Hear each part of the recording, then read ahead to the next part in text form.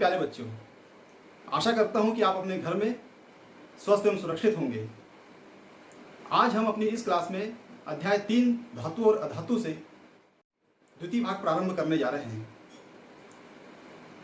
बच्चों, आप अंत तक इस वीडियो को पूरा देखें। आपके मन में यदि किसी प्रकार का कोई प्रश्न उठता है तो आप मुझे कमेंट बॉक्स में लिख सकते हैं। तो आशा करता हूं यह वीडियो आपके लिए उपयोगी सिद्ध होगा। तो चलते हैं इस वीडियो में।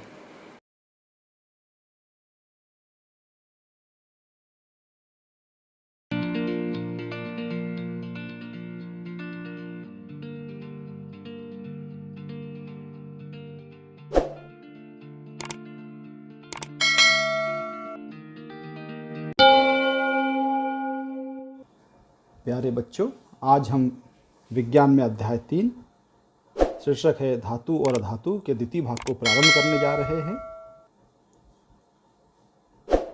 आज हमारी विषय वस्तु होगी पहली सक्रियता श्रेणी और दूसरी धातुओं के रासायनिक गुणधर्म।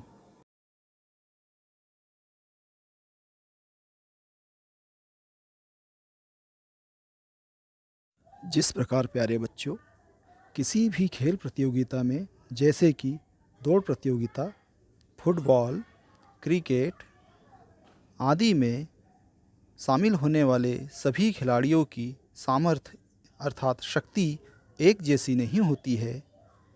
कोई खिलाड़ी तीव्र गति का होता है, कुछ खिलाड़ी मध्यम गति के होते हैं, तो कुछ खिलाड़ी मंद गति के होते हैं। इसी प्रकार हमारी आवर्त सारणी में कुल तत्वों की संख्या 118 है, जिसमें से कि धातुओं की संख्या 91 है। निसंदेह इन सभी धातुओं की क्रियाशीलता अर्थात सक्रियता एक जैसी नहीं होती है।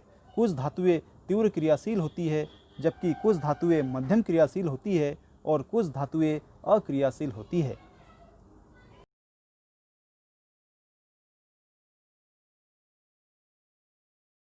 यदि इन सभी धातुओं को उनके द्वारा इलेक्ट्रॉन मुक्त करने की प्रवृत्ति के आधार पर क्रियाशीलता के घटते क्रम में क्रमबद्ध व्यवस्थित किया जाए तो प्राप्त होने वाली श्रेणी सक्रियता श्रेणी कहलाती है।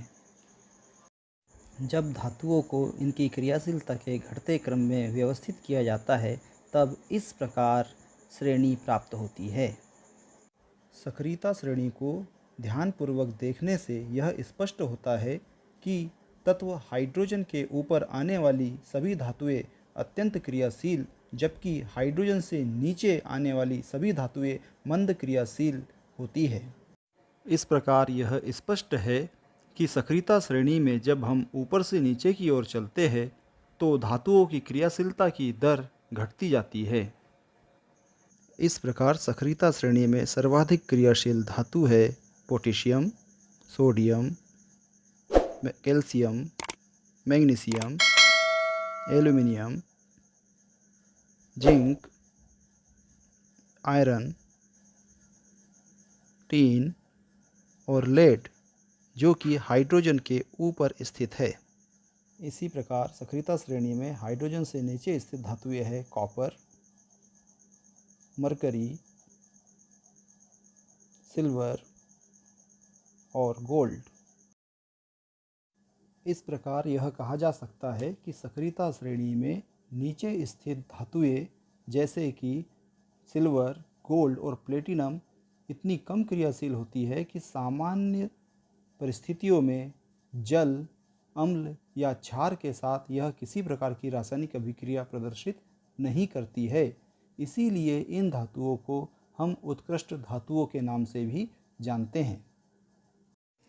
बच्चों, अब आप सभी के मन में यह प्रश्न जरूर उठ रहा होगा कि जब सोना और प्लेटिनम जैसी उत्कृष्ट धातुएं किसी भी अम्ल या क्षार के साथ रासायनिक अभिक्रिया प्रदर्शित नहीं करती है, तब इन धातुओं को उनके अयस्कों से किस प्रकार निष्कासित किया जाता होगा। प्यारे बच्चों, आपके मन में उठ रहे इस प्रश्न का सही उत्तर है एक्वारेजिया, जिसे हम शाही जल या अम्लराज के नाम से भी जानते हैं। आइए हम अब इस रसायन के बारे में आपको बताएं। प्यारे बच्चों, जब आयतन अनुसार 1 भाग सांद्र नाइट्रिक अम्ल में 3 भाग सांद्र हाइड्रोक्लोरिक अम्ल को मिलाया जाता है, तब निर्मित होने वाला रंगहीन द्रव या मिश्रण एक्वा रेजिया या अम्लराज कहलाता है।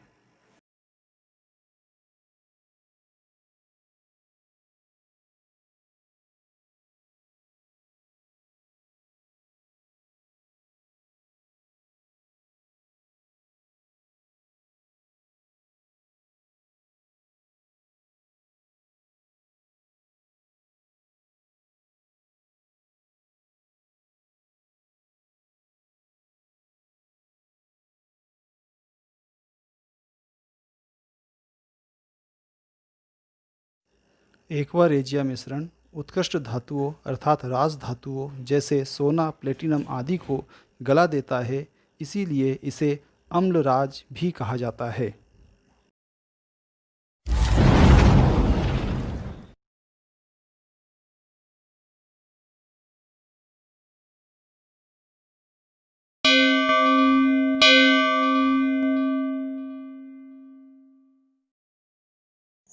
प्यारे बच्चों, हम यह भलीभांति जानते हैं कि जब कभी भी हम हमारे घरों के लिए बर्तन या आभूषण खरीद कर लाते हैं तो कुछ समय तक उनकी चमक बनी रहती है, लेकिन कुछ ही दिनों, महीनों या सालों पश्चात धीरे धीरे उनकी चमक खोने लगती है और वे धातुएं मलिन हो जाती है।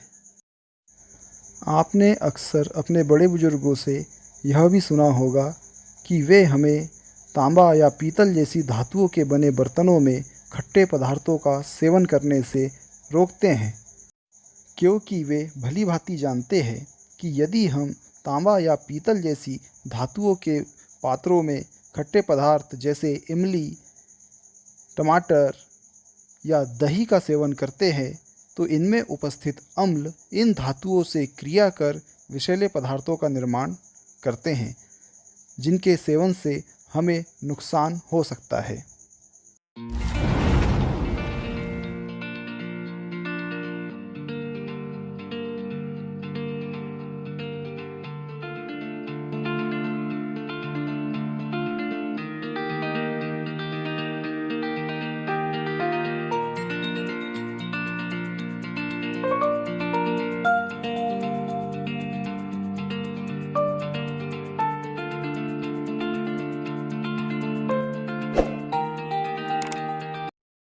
प्यारे बच्चों, जैसा कि हमने सक्रियता श्रेणी में यह जाना कि सभी धातुओं की क्रियाशीलता में अंतर होता है।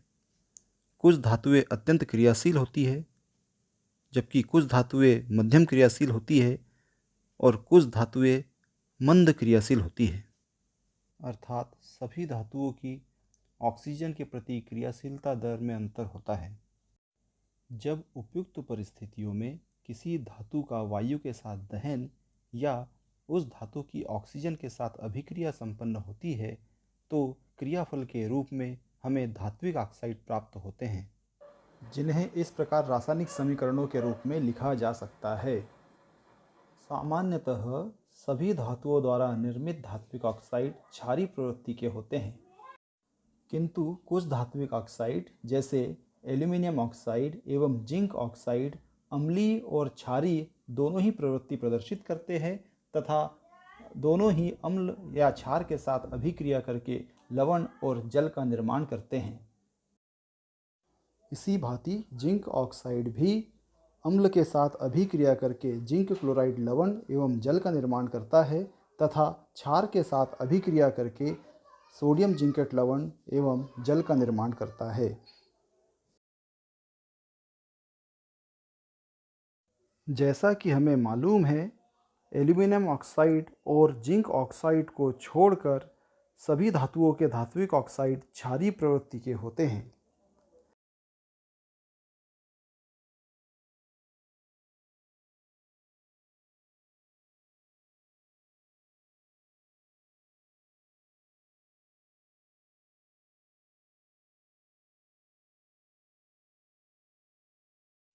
ऐसे क्षारक जो जल में घुलनशील होते हैं तथा हाइड्रॉक्साइड आयन उत्पन्न करते हैं, एल्कली या क्षार कहलाते हैं। इनका जलीय विलयन लाल लिटमस विलयन को नीले रंग में परिवर्तित कर देते हैं। आधुनिक आवर्त सारणी में स्थित क्षार धातुओं तथा क्षारीय मृदा धातुओं द्वारा निर्मित ऑक्साइड जल में विलय होकर धातु हाइड्रोक्साइड का निर्माण करते हैं, जिनका जलीय विलयन लाल लिटमस पत्र को नीले रंग में परिवर्तित कर देता है। इससे यह स्पष्ट होता है कि क्षार धातुओं जैसे सोडियम, पोटेशियम एवं क्षारीय मृदा धातु जैसे मैग्नीशियम, कैल्शियम आदि द्वारा निर्मित होने वाले ऑक्साइड क्षारीय प्रवृत्ति के होते हैं, अर्थात ये क्षार या एल्कली कहलाते हैं। जबकि जिंक, एल्यूमिनियम, आयरन और कॉपर द्वारा निर्मित ऑक्साइड जल में अघुलनशील होते हैं, इसीलिए इन्हें हम केवल क्षारक कह सकते हैं। सक्रियता क्रम से स्पष्ट है कि सोडियम तथा पोटेशियम धातुएं अत्यधिक क्रियाशील होती है, इसीलिए यह हवा में खुला रखने पर शीघ्र आग पकड़ लेती है। अतः किसी दुर्घटना से बचाव के लिए इन्हें केरोसिन में डुबोकर रखा जाता है, ताकि ये वायु या जल के संपर्क में ना आ पाए। जबकि मैग्नीशियम तथा एल्यूमिनियम दोनों ही धातुएं कमरे के सामान्य तापक्रम पर ऑक्सीजन से क्रिया कर अपनी सतह पर ऑक्साइड की पतली परत बना लेते हैं। इन दोनों धातुओं पर निर्मित ऑक्साइड की पतली परत आगे इन धातुओं को ऑक्सीकृत होने से बचाती है।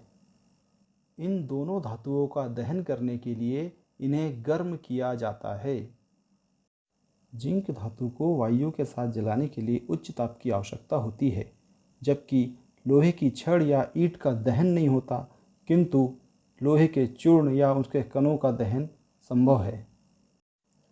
सक्रियता श्रेणी में सबसे नीचे स्थित धातुएं चांदी, सोना एवं प्लेटिनम उच्च ताप पर भी वायु के साथ क्रिया नहीं कर पाती है।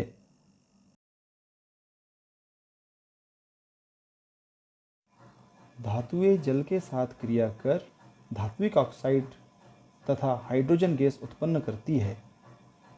धात्विक ऑक्साइड जल में विलय होकर धात्विक हाइड्रोक्साइड का निर्माण करते हैं। जब इस क्रिया में उत्पन्न होने वाली हाइड्रोजन गैस के पास जलती हुई मोमबत्ती अथवा तीली को लेकर आते हैं, तो हाइड्रोजन गैस पॉप ध्वनि उत्पन्न करती है। धातुओं की जल के प्रति सक्रियता अर्थात क्रियाशीलता दर का क्रम इस प्रकार होता है।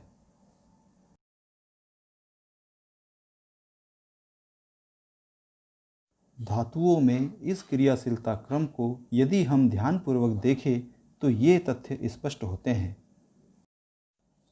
आधुनिक आवर्त सारणी में स्थित क्षार धातुएं जैसे पोटेशियम और सोडियम ठंडे जल के साथ शीघ्र अभिक्रिया प्रदर्शित करती है।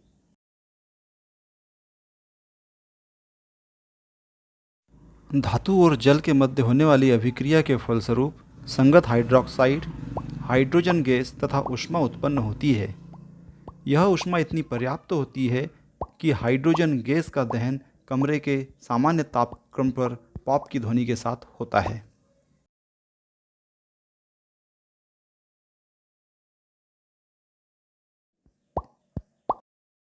इसीलिए सोडियम तथा पोटेशियम धातु को केरोसिन के तेल में डुबोकर रखा जाता है, जिससे कि वह वायु एवं जल के संपर्क में आकर विस्फोटित ना हो सके।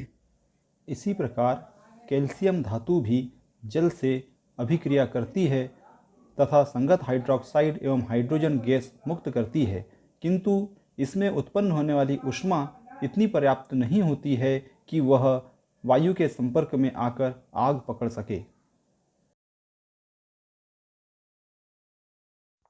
एल्यूमिनियम, आयरन तथा जिंक धातुएं ठंडे या गर्म जल के साथ क्रिया नहीं करती, किंतु गर्म भाप के साथ अभिक्रिया कर धात्विक ऑक्साइड एवं हाइड्रोजन गैस उत्पन्न करती है।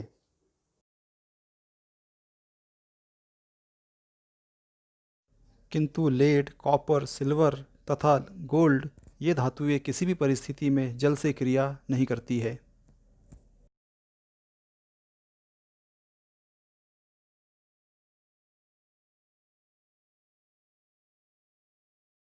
अगले गुणधर्म में हम देखेंगे कि धातुएं अम्लों से किस प्रकार क्रिया करती है। बच्चों, कॉपर, मरकरी, सिल्वर, गोल्ड एवं प्लेटिनम आदि धातुओं को यदि छोड़ दिया जाए तो सभी धातुएं तनु हाइड्रोक्लोरिक अम्ल एवं तनु सल्फ्यूरिक अम्ल के साथ अभिक्रिया कर लवण एवं हाइड्रोजन गैस उत्पन्न करती है। इसी प्रकार तनु नाइट्रिक अम्ल के साथ केवल मैग्नीशियम तथा मैंगनीज धातु अभिक्रिया कर लवण एवं हाइड्रोजन गैस उत्पन्न करती है। किंतु अन्य धातु होने पर तनु नाइट्रिक अम्ल के प्रबल ऑक्सीकारक गुण के कारण उत्पन्न होने वाली हाइड्रोजन गैस जल में ऑक्सीकृत हो जाती है तथा स्वयं नाइट्रिक अम्ल नाइट्रोजन के ऑक्साइड में अपचयित हो जाता है। प्यारे बच्चों, इस भाग में धातुओं का अंतिम रासायनिक गुणधर्म के अंतर्गत हम पढ़ेंगे कि किस तरह कोई धातु अन्य धातुओं के विलयनों से क्रिया करती है। सक्रियता श्रेणी के अनुसार श्रेणी में ऊपर आने वाली अधिक क्रियाशील धातुएं नीचे आने वाली कम क्रियाशील धातुओं को उनके जलीय विलयन से विस्थापित कर देती है। इस अभिक्रिया को विस्थापन अभिक्रिया कहा जाता है।